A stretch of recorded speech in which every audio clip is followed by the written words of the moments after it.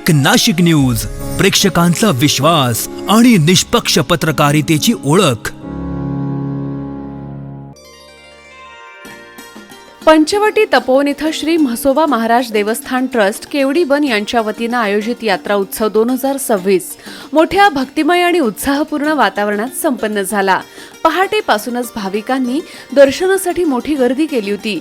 विविध धार्मिक विधी, सत्यनारायण पूजन, ध्वजस्थापना, श्रींची पालखी सोहळा आणि दशावतारी सोंग यामुळे परिसर भक्तिरसात न्हाऊन निघाला। कार्यक्रमात अनेक संत, महंत, मान्यवर आणि भाविकांची उपस्थिती लाभली। प्रमुख पाहुण्यांचा सत्कार करण्यात आला, तसेच महाप्रसादाचा लाभ हजारो भाविकांनी घेतला। यावेळी रक्तदान शिबिर, नेत्र तपासणी, वृक्षारोपण यासारखे सामाजिक उपक्रमही राबवण्यात आले। संपूर्ण दिवस धार्मिक, सांस्कृतिक आणि सामाजिक कार्यक्रमांनी भरलेला हा यात्रा उत्सव मोठ्या उत्साहात पार पडला। नमस्कार, मी दत्तात्रय लहानू दिवके, केवडीबन श्री म्हसोबा महाराज देवस्थान या संस्थेचा सरचिटणीस। या ट्रस्टनी जे काही यात्रा उत्सव आयोजित केलेला आहे, या यात्रा उत्सवामध्ये प्रामुख्याने सकाळी श्रींची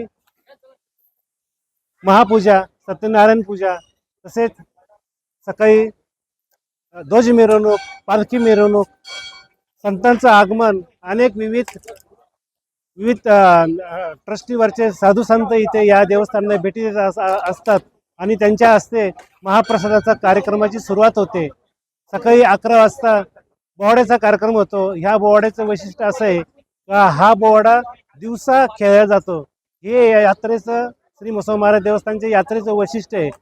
ही यात्रा या नाविन्याने ओळखली जाते। सूर्यप्रकाशात पूर्ण कुठेही दर्शन होत नाही दशावतारांना, परंतु इथे सूर्यप्रकाशातच बोवाड्याचा कार्यक्रम होतो। त्यामुळे इथे या यात्रेला विशेष महत्त्व आहे।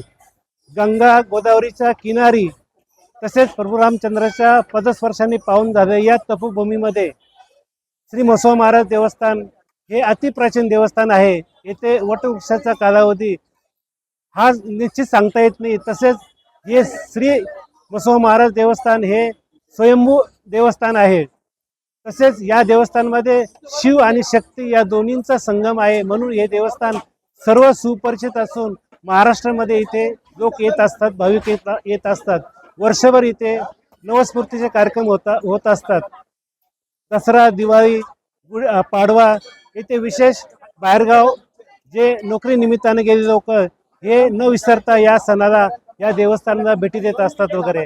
आजची यात्रा उत्सवामध्ये सर्वच स्तरावरच्या भाविकांनी, साधू संतांनी भेटी दिल्या, समाजातील राजकारणी लोकांनी भेटी दिल्या आणि यात्रा उत्सव सर्वांनी आनंदाने पार पाडला।